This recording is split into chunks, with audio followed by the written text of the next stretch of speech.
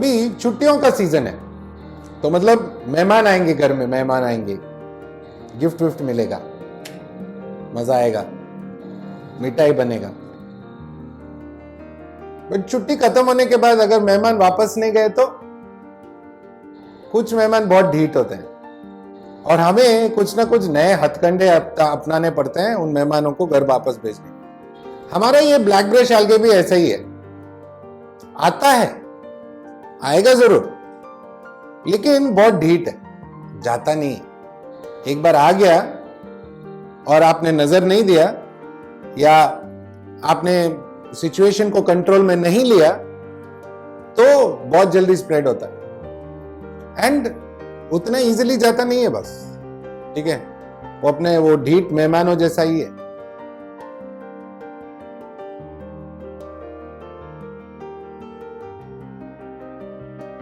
लेकिन एल्गे अच्छा है, ठीक है, बिकॉज एल्गे हमें ये समझने पे मजबूर करता है कि हमारे टैंक में क्या प्रॉब्लम है और हमें मजबूर करता है कि हम अपने टैंक को ठीक करें, बैलेंस में लाए, कंट्रोल में लाए।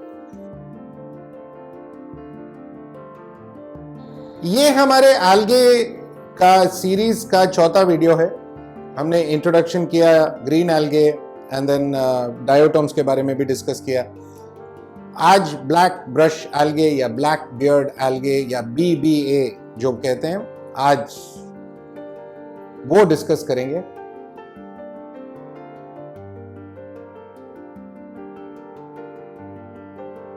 ये सच है कि अगर आपके टैंक में थोड़ा एल्गे है तो वो BBA है, बिकॉज BBA एक ऐसा एल्गे है जो आपके सोर्स वाटर, नल का पानी, वुड, स्टोन, प्लांट, किधर से भी आ सकता है, किधर से भी आ सकता है।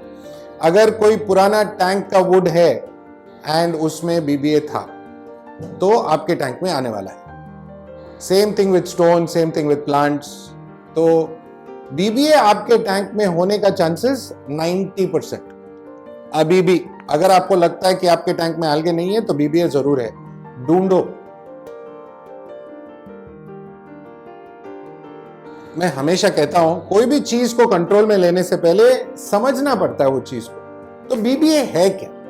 ओके, BBA एक ऐसा एल्गे है जो गुच्छों में आता है। कहीं पे एक छोटा गुच्छा नजर आएगा एंड फिर अगर आपका टैंक का इम्बैलेंस कंटिन्यू रहा, मतलब आपका लाइट या CO2, न्यूट्रिएंट्स या फर्टिलाइजर, ठीक है, एंड ये सब इम्बैलेंस में रहा तो जल्दी स्प्रेड होगा। ये टैंक में BBA एक बहुत ही ढीठ मेहमान जैसा अटक चुका है। क्यों? बताऊंगा जरूर, आप देखते रहो, ठीक है, बिकॉज इसका सोल्यूशन और रीजन दोनों बताऊंगा। बट उससे पहले थोड़ा और BBA के बारे में, क्यों आता है, कब आता है एंड इसको कंट्रोल कैसे करना है, ये तीनों देखना है ना। ओके,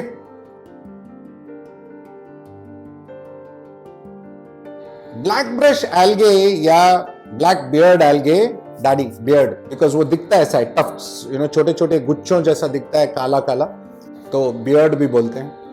ये एक्चुअली रेड एल्गे फैमिली का है, ठीक है। तो ये इंपॉर्टेंट चीज है, मैं बताता हूं क्यों।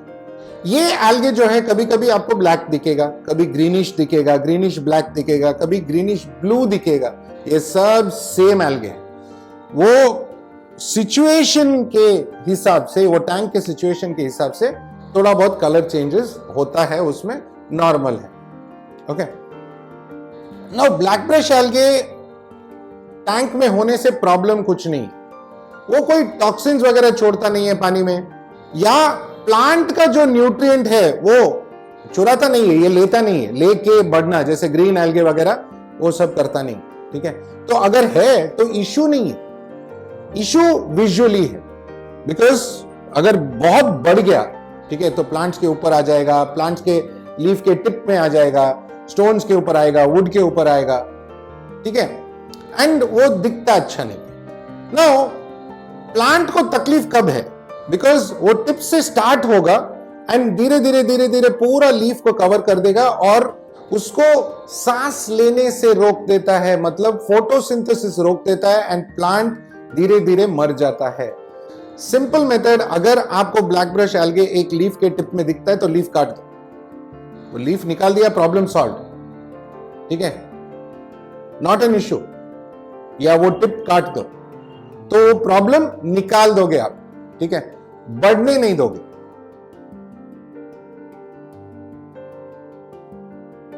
नो, अगर बहुत ज्यादा ब्लैक बियर्ड एल्गे आ गया या ब्लैक ब्रश एल्गे आ गया, देन बहुत प्रॉब्लम हो जाएगा। ठीक है, बिकॉज धीरे धीरे धीरे धीरे ऑक्सीजन कम होते जाएगा, ओवरऑल सिस्टम इम्बैलेंस में चला जाएगा एंड आपका प्लांट्स भी मर जाएगा, फिश भी मरने का चांस होता है ना। अगर आपको थोड़ा सा दिख जाता है तो बिग डील नहीं है, बट उसको कंट्रोल में रखो।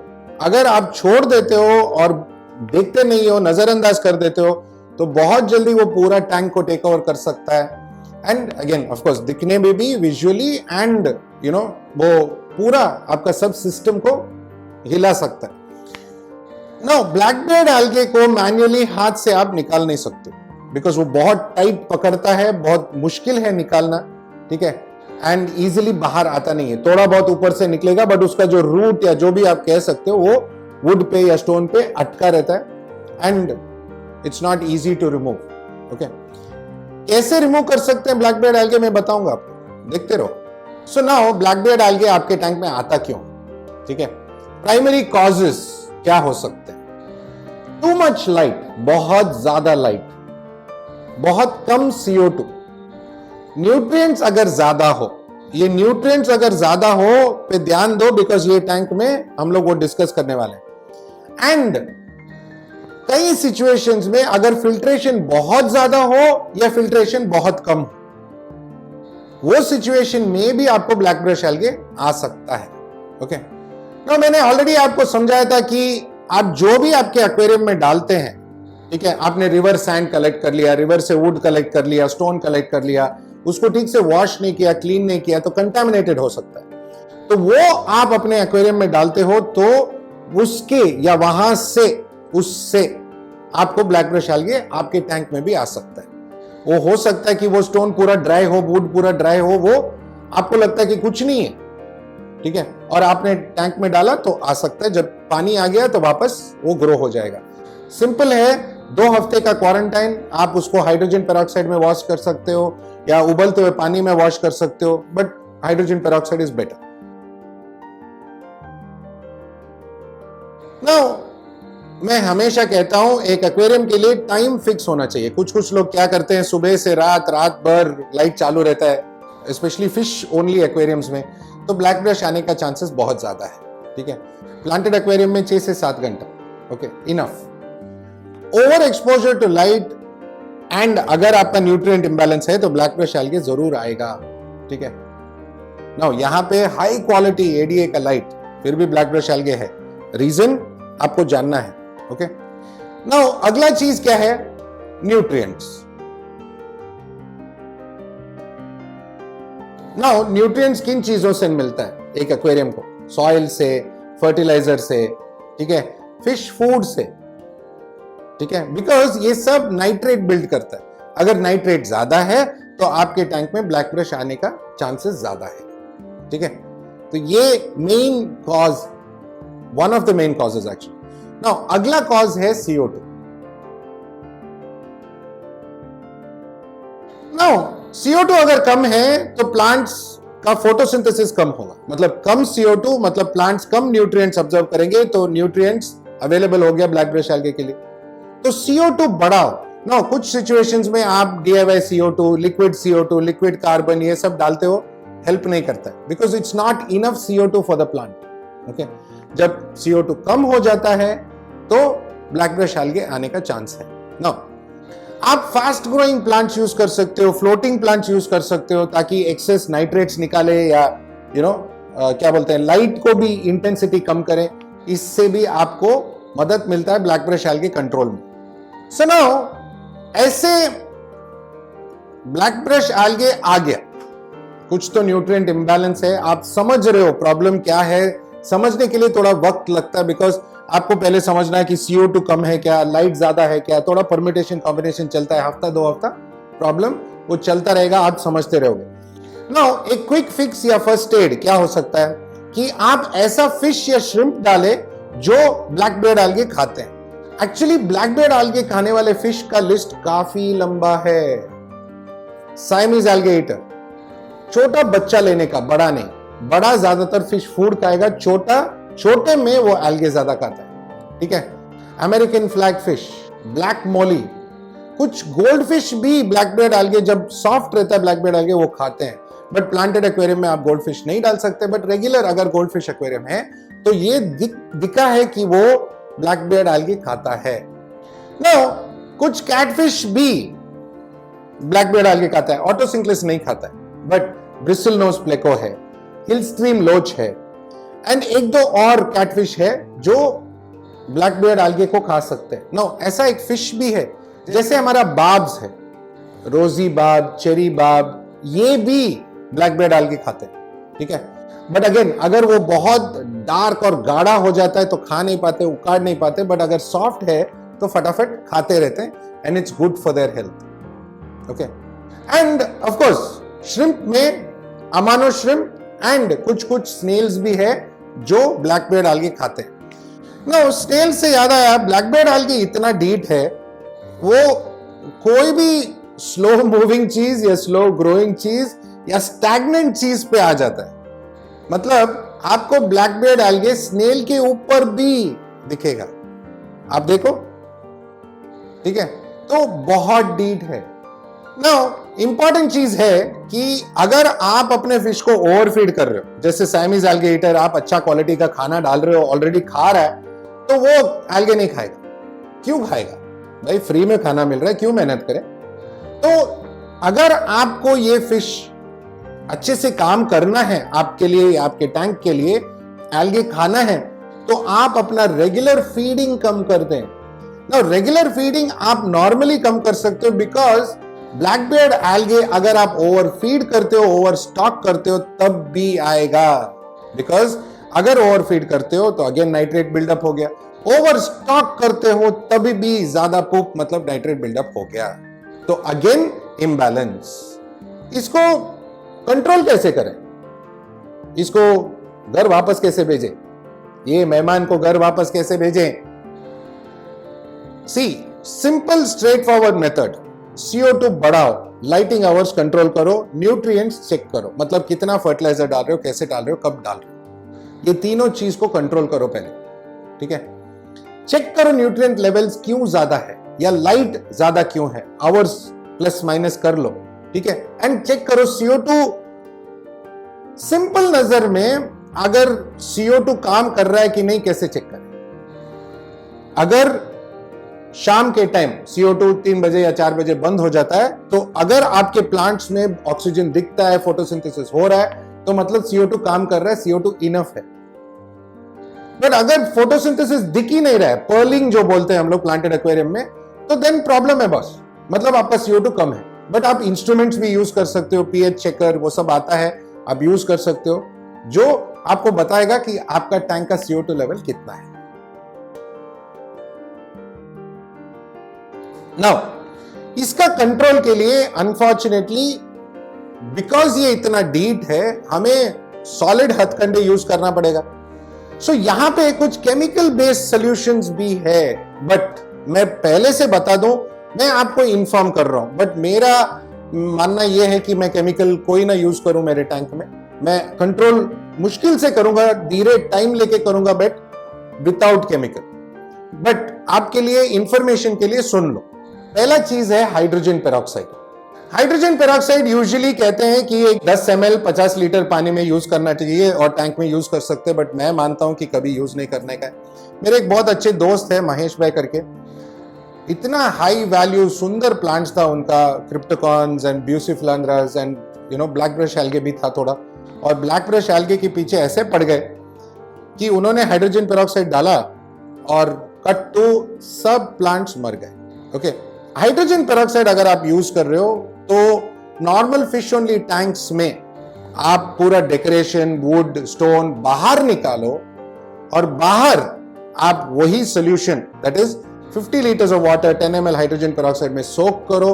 हफ्ता 10 दिन आप रख सकते हो, पानी बदल के फिर से आप सोक कर सकते हो। पूरा जो ब्लैक ब्रश एल्गे उसका कलर चेंज हो जाएगा, धीरे धीरे मर जाएगा। और एक 1 मंथ का सिचुएशन है, बट प्लीज गुजारिश ये है कि टैंक में मत डाल। नाउ अगला वाला है, बहुत पॉपुलर भी है, सीकेम का Flourish Excel. Flourish Excel actually glutaraldehyde करके एक केमिकल आता है जो फार्मिंग में, जो खेती बाड़ी में पेस्टिसाइड का काम करता है। ठीक है, वो माइल्ड सोल्यूशन यूज करते हैं और उसको लिक्विड कार्बन बोलते हैं। ठीक है, वो कार्बन ऐड करेगा और प्लांट्स अच्छे ग्रो होंगे। ना यहां पे मैंने और संदीप भाई ने भी मिस्टेक किया है। एक और टैंक में थोड़ा बहुत ब्लैक ब्रश था, हमने फ्लरिश एक्सेल डाला, सब fish tata bye bye. So again not a good idea, but अगर आप यूज करना चाहो, up to you. Okay, correct dosage, correct calculation. मेरा मानना है आप जो भी कंपनी वाले बोलते हैं ना, उसका आधा डोसेज यूज करो, कभी ज्यादा नहीं, धीरे धीरे थोड़ा थोड़ा यूज करो। और फ्लरिश एक्सेल से दिखा भी है कि ब्लैक ब्रश एल्गे जाता है, but be very very very very careful, because again glutaraldehyde is not good for your aquarium. कोई भी chemical is not good for your aquarium. Okay, now glutaraldehyde जो है हमारे लिए भी हार्मफुल है, थ्रोट इरिटेशन कॉज कर सकता है। आप पोर करते टाइम स्मेल ले लिया तो थ्रोट इरिटेट होगा। तो इंपॉर्टेंट है कि अच्छे से आप गार्गल वगैरह करो या वॉश करो, because you don't want those fumes. And by chance आपका जनरली सिस्टम लंग्स वगैरह वीक है तो अस्थमा भी हो सकता है। तो please be very careful when using glutaraldehyde. बच्चों से और पेट से बहुत दूर रखो, बहुत दूर। एडीए का एक प्रोडक्ट है फाइटोनगेट करके, आप वो भी यूज कर सकते हैं, उसका भी सिमिलर रिजल्ट्स है। आप डायरेक्टली ब्रश में लेके ब्रश कर सकते हो, तो एक 2-3 दिन बाद वो उसका कलर चेंज हो जाएगा। बट मैंने लॉन्ग टर्म रिजल्ट्स नहीं देखा है, ब्लैक ब्रश एल्गे आ ही जाता है वापस। It's a short term fix.